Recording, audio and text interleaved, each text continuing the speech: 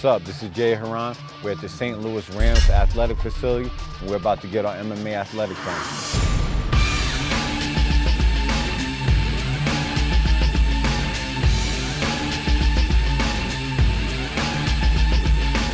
Jay Glazer approached me, it was months ago, as he kind of had this thought process. I kind of was excited about it. We met with Coach Spagnuolo and Rock Ellison at their strength and conditioning coaching. They just got it.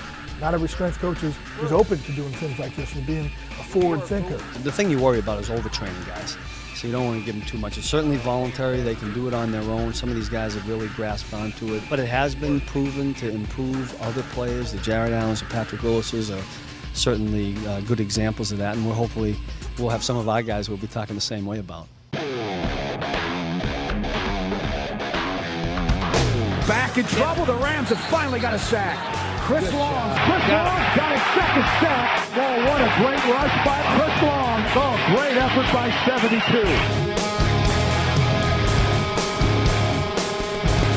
Yeah, Chris started off kind of like John L. Sullivan. He was like the fighting Irishman. He was so stiff. Hey, Jay was just laughing at me like, what are you doing? Like, is that a left jab?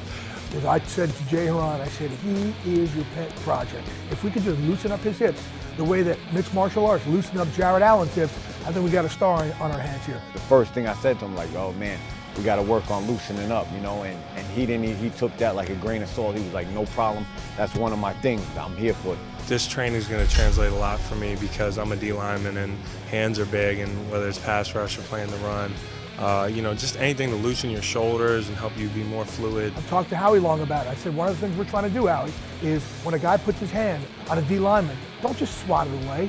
You got a blade right here in your forearm. You use that and you whack away at someone. Whack away and whack away and whack away. And throughout the entire game, by the third quarter, that guy's going to, I won't put my hands on him anymore. You find a way to be more violent than the guy across from you.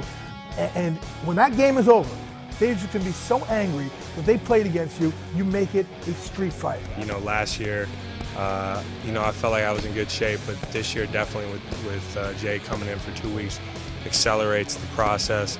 And also just gives you the peace of mind knowing that you're in better shape than I would say anybody who's been out here for 2 weeks and doubled up on these workouts and our football workouts is probably in pretty phenomenal shape. We tried to break Chris Long.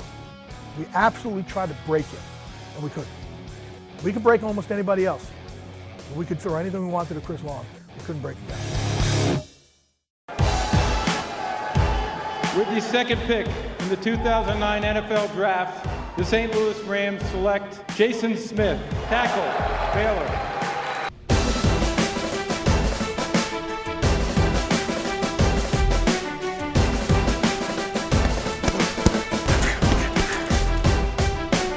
One of the things that our training does that really shows who the leaders are going to be, and I think the Rams really need Jason Smith to be a leader.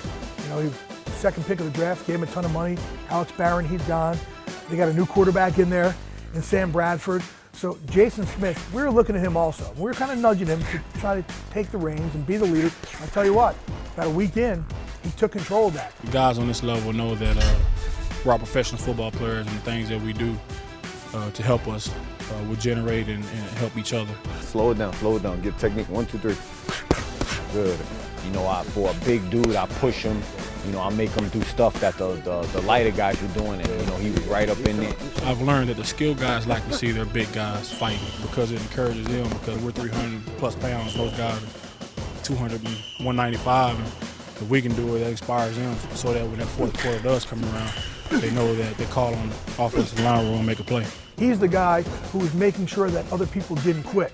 Very impressed with what Jason Smith did, because, you know, he went into the program as one guy and came out as another guy, and that other guy is a leader.